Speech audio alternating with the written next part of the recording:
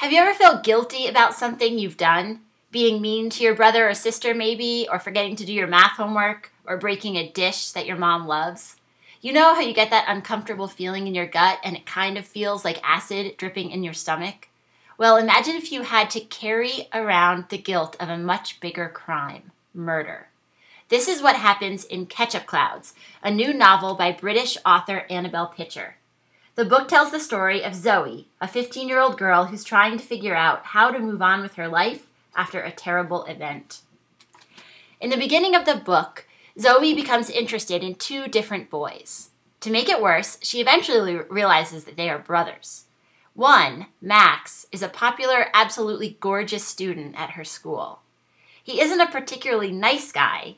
At a party early on, when they've both been drinking, he takes a picture of Zoe topless and spreads it around to his friends.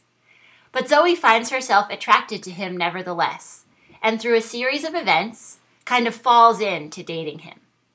His brother, Aaron, is a few years older and is sweet, funny, and feels like Zoe's perfect match. Although they have just met, it feels like they've known each other for a long time, and Zoe loves his witty jokes and kindness. The problem is that she keeps seeing him with another girl, so she assumes that he isn't available. Max and Aaron, two brothers, entirely different.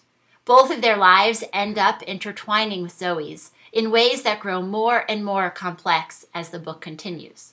One of them ends up dead. One of the cool things about this book is that all of this has happened before the first page.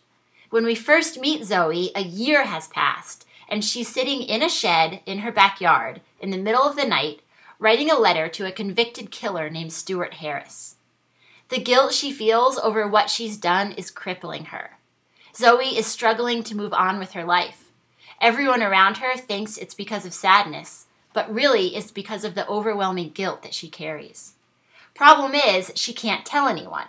Not her mom or dad, who have been fighting a lot and have problems of their own, not her little sisters, and certainly not her friends.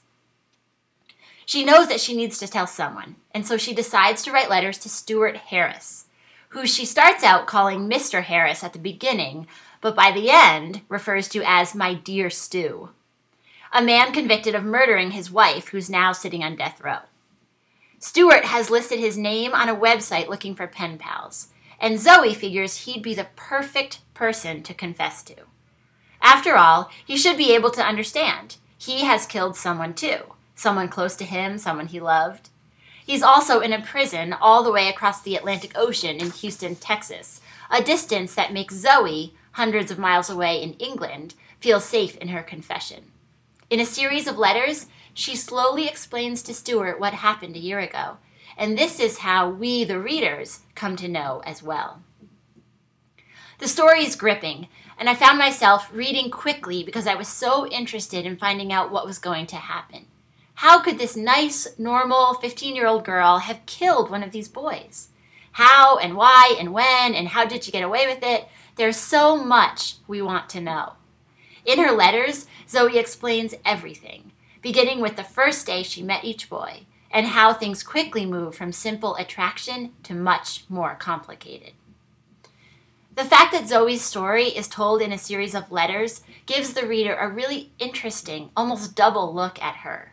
We learn about the events that happened a year ago and are absolutely engrossed in finding out what happens. And at the same time, we also learn a lot about Zoe's present. We hear about her family's financial problems, her mom's struggle to try and fix Zoe's deaf sister Dot, and her fears that her parents are getting a divorce. Nothing is simple for Zoe right now. Ultimately, this is what makes this book such a good read.